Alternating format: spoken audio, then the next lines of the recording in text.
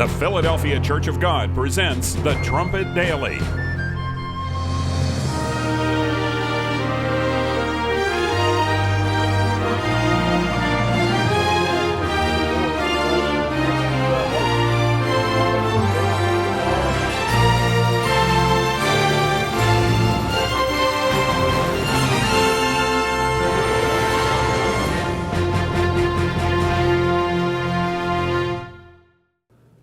Hello everyone, welcome back to the Trumpet Daily.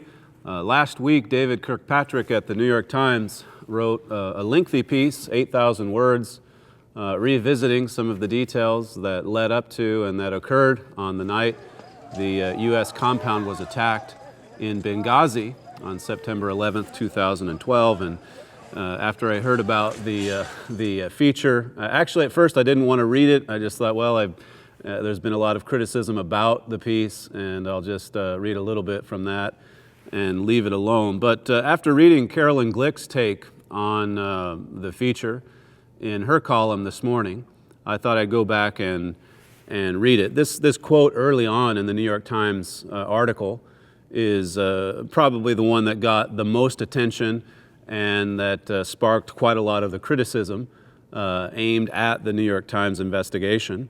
It says here, months of investigation by the New York Times centered on extensive interviews with Libyans in Benghazi who had direct knowledge of the attack there and its context, turned up no evidence that Al-Qaeda or other international terrorist groups had any role in the assault. It says the attack was led instead by fighters who had benefited directly from NATO's extensive air power and logistics support during the uprising against Colonel Gaddafi. And then it says finally, and contrary to claims by some members of Congress, it was fueled in large part by anger at an American-made video denigrating Islam. So the two big claims are that there was no evidence that Al-Qaeda or other international terrorist groups were even involved in the attack. And then, of course, it brings up the video again, saying that actually it was something that contributed to the attack. Now, both of these claims are thoroughly refuted by the evidence that turned up in congressional hearings. And really, if you read the 8,000-word article in the New York Times, those two claims are refuted. If you just go by the minute-by-minute account that's there in the New York Times piece itself. But leave those 2 points aside for a moment. They've attracted, as I say, a lot of attention, a lot of criticism. And step back for a moment and let's think about the big picture here and what that New York Times story reveals. This is something that Carolyn Glick did with her column, quoting again from the New York Times. It said the attack also suggests that as the threats from local militants around the region have multiplied, an intensive focus on combating Al-Qaeda may distract from safeguarding American interests. Now, this quote here is a revealing statement, really, because it acknowledges that focusing solely on the core of Al-Qaeda proper, as it's sometimes called, it isn't working. And yet this has been the fundamental principle, really, that undermines President Obama's strategy in the Middle East. Ever since he has reached out to the Muslim world, beginning with that speech in Cairo in 2009, where he really did praise Islam, talking about Islam as a religion of peace. He reached out to Iran. Iran can be an American ally. They can be negotiated with. We can talk some sense into them. He said in that speech in Cairo that they have just as much of a right to acquire nuclear power as any other nation. And also, along the way, Turkey can be trusted. They can be seen as a reliable friend of America. The Muslim Brotherhood, they've been embraced by this administration as a largely secular organization that has eschewed violence. You might remember that statement from a few years ago, praising the Brotherhood, basically. The Taliban also, the administration has reached out to the Taliban as a negotiating partner there in Afghanistan. All of these friends in the world of Islam And yet it's just that tiny little strain of Al-Qaeda. Those are the bad guys. Those are the ones that are trying to kill Americans. Everyone else in the region is a potential friend and ally based upon the way the people in Washington think, the way the Obama administration thinks. Quoting again from the Times, it says, American intelligence efforts in Libya concentrated on the agendas of the biggest militia members and the handful of Libyans with suspected ties to Al-Qaeda. So they were focused just on those few, the ones that had direct ties to Al-Qaeda. And so when all these other warnings were coming along the way leading up to that attack in 2012, they were virtually ignored because their focus was right on these few that had the direct connection to Al-Qaeda. It says the fixation on Al-Qaeda might have distracted experts from more imminent threats. Those now look like intelligence failures. Well, again, that's quite a revealing statement. But this has been right at the core of America's counterterrorism strategy. Just those few, that evil strain that is Al-Qaeda. Everyone else, though, is a potential friend. It really highlights just how thick the darkness is in the foreign policy circles of the United States. To think that unless you're a card-carrying member of Al-Qaeda, that you can be trusted. Going back to the Times, it says, Ambassador Stevens helped shape the Obama administration's conviction that it could work with the rebels, even those previously hostile to the West, to build a friendly, democratic government. I mean, even Ambassador Stevens himself, he was sold on the fact that these rebels could be worked with, these terrorist organizations, or these lone terrorists that weren't maybe directly connected to Al-Qaeda, that they could be converted into allies. The Times says Mr. Stevens, like his bosses in Washington, believed that the United States could turn a critical mass of the fighters it helped oust Colonel Gaddafi into reliable friends. He died trying to convert terrorists into reliable friends of America. It's a pretty sad history to see what happened there, knowing what happened now in hindsight and what they were trying to do there, and just how much of a spectacular failure it turned out to be. The Times says at least one Islamist militia leader liked to play basketball at the British compound. Mr.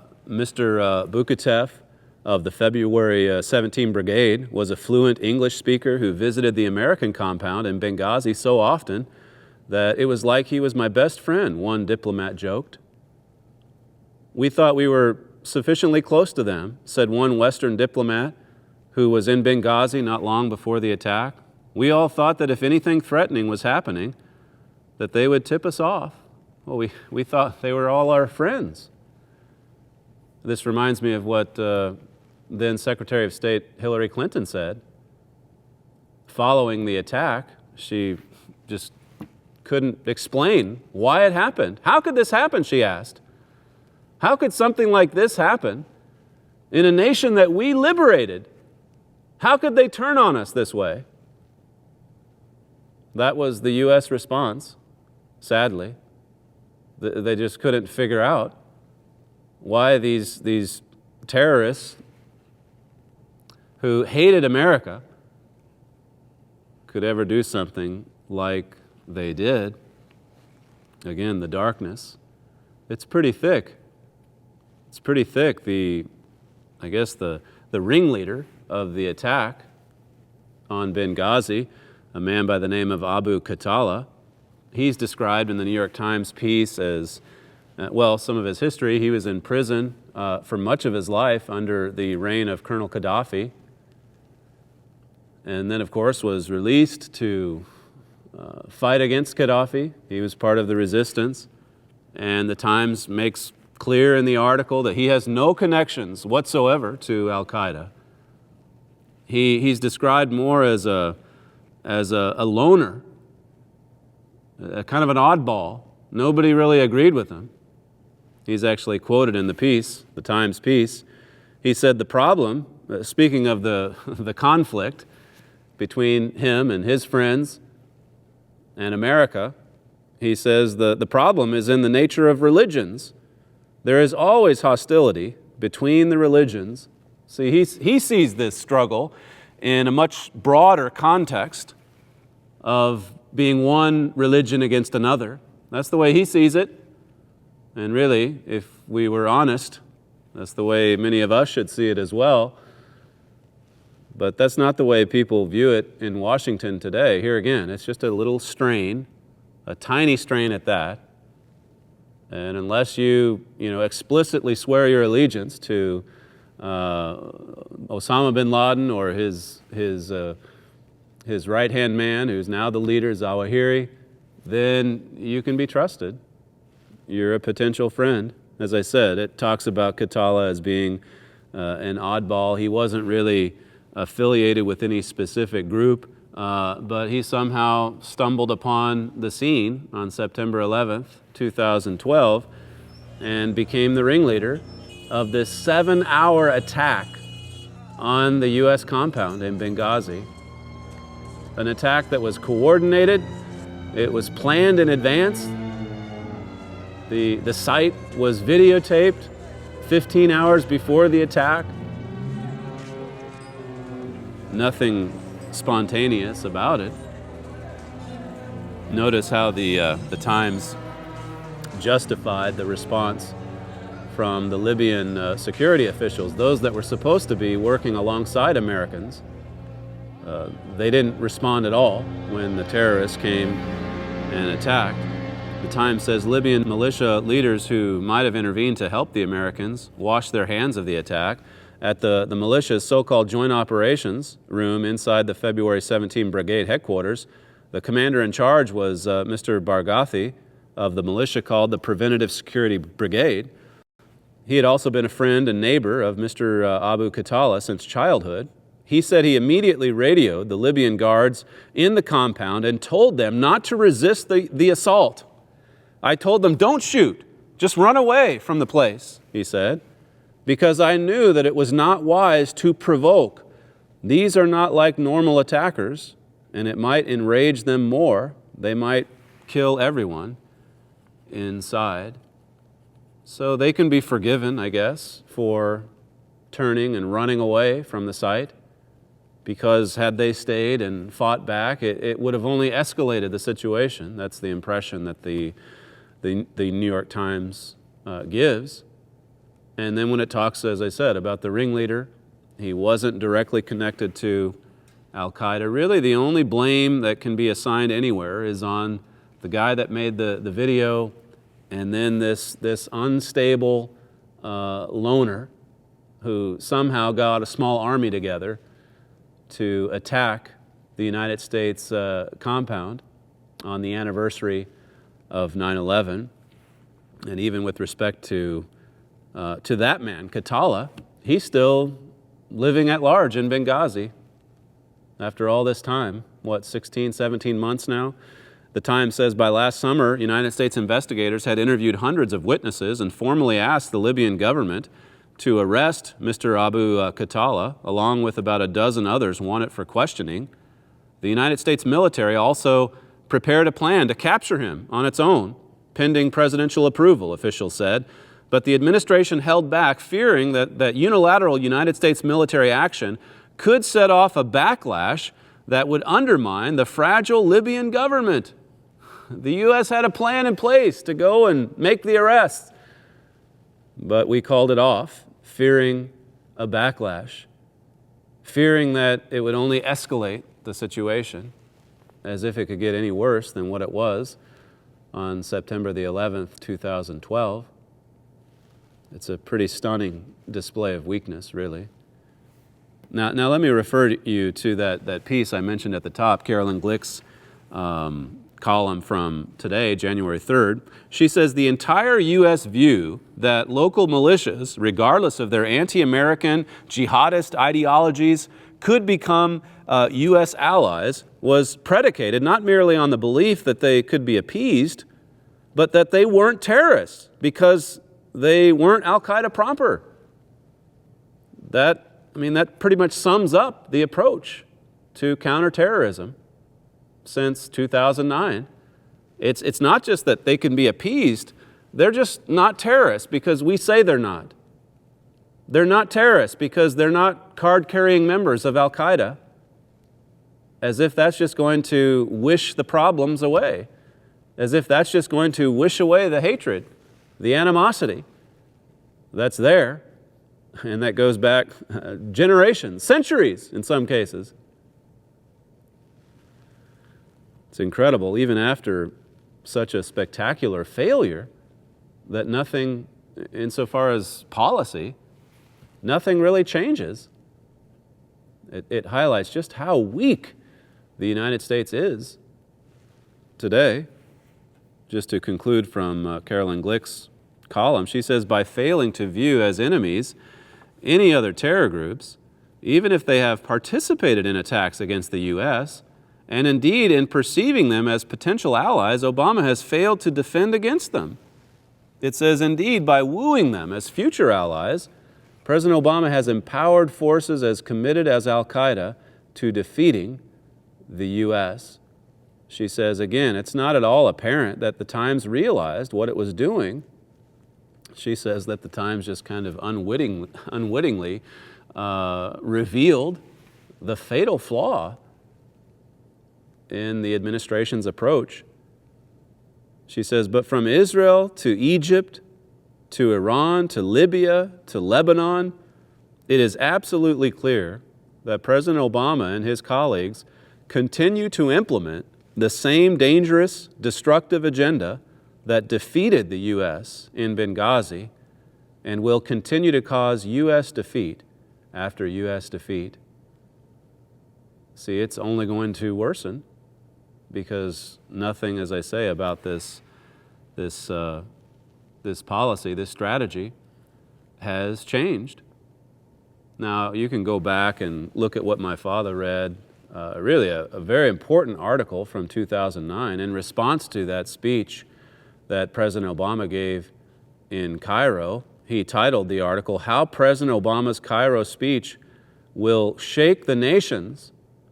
He really saw that as a watershed moment for the world, for the United States. He said, when America's president gives a speech like that, the terrorists have contempt for such weakness and are stirred to fight even harder. He talked about how the terrorists had to have rejoiced when they heard that speech, where he talked about how Iran had every right to pursue nuclear power, how Israel primarily was at fault for the Israel-Palestinian conflict, how Islam was a religion of peace, how the United States hadn't reached out enough previously to the world of Islam, and how that was all going to change under this new administration. And as my father correctly said, that had the terrorists rejoicing. They could smell the weakness. 96. He said, so we can expect violent terrorism to intensify and shake the nations. We won't have long to wait to see who's right. That's what, as I say, my father said back in 2009. And look at what's happened to the Middle East since then. The Middle East has basically gone up in flames. Look at Syria. Look at Egypt. Look at Libya. Look at Iran. Look at Iraq. Afghanistan. Everywhere that you look. Let's look at Daniel 11. We'll conclude with just a few scriptures. Daniel 11 and verse 40, a verse we refer you to often. Verse 40 says, and at the time of the end shall the king of the south push at him, and the king of the north shall come against him like a whirlwind, with chariots and with horsemen and with many ships. And he shall enter into the countries and shall overflow and pass over. This is that clash between the European power and radical Islam, headed by Iran. We've talked about this for years. And in this prophecy, the United States is absent because we'll be gone from the Middle East by then, and that's already happening. We're out of Benghazi. We're out of Iraq. We're being pushed out of other areas. Verse 41, he shall enter also into the glorious land, and many countries shall be overthrown, but these shall escape out of his hand. Edom, Moab, the chief of the children of Ammon. It says, he shall stretch forth his hand, this European power, also upon the countries, and the land of Egypt shall not escape. So even after the dust settles on the conflict in Egypt between the military and the Muslim Brotherhood, in the end it's going to be allied with Iran. Bible prophecy says that. And it's not going to escape the wrath of that European superpower. Verse 43, but he shall have power over the treasures of gold and of silver, and over all the precious things of Egypt, and the Libyans and the Ethiopians shall be at his steps. Libya and Ethiopia, as my father said back in 2011, they're also prophesied to swing into that Islamist camp. Libya, we told you, Libya would swing over into that Islamist camp. Look at the hoopla that surrounded the fall of Gaddafi. The United States cheering that, Hillary Clinton applauding it, laughing about it, thinking everything would be made better. And yet all that it did was turn more radical, as you saw on television screens, September the 11th, 2012. Let me quote again from my father's article in 2009 about the Cairo speech. How much did America's president help the terrorist cause? Probably far more than we imagine, he wrote. And then toward the end of the article, he says how that speech was going to have a powerful impact on the prophetic events we see unfolding. He said, President Obama's speech is a great turning point in this world. It's going to play a major role in terrifying prophecies of your Bible being fulfilled. It was an incredible turning point. We told you about it in 2009, and now we're seeing all of this incredible evidence right before our eyes of these prophecies being fulfilled. And as Carolyn Glick points out in her column today, even the piece that the Times printed last week that was supposed to defend the administration and defend Hillary Clinton, who might run for president next time around, even in a piece that was supposed to defend the approach that this administration is taking, you can see, if you find all of the details in the piece and read between the lines, you can see really a revelation that the policy, the strategy in Washington, it's been a spectacular failure in every respect. Go back and read the article that we posted in 2009, How President Obama's Cairo Speech Will Shake the Nations. Now also, today being Friday, don't forget to sign up if you haven't already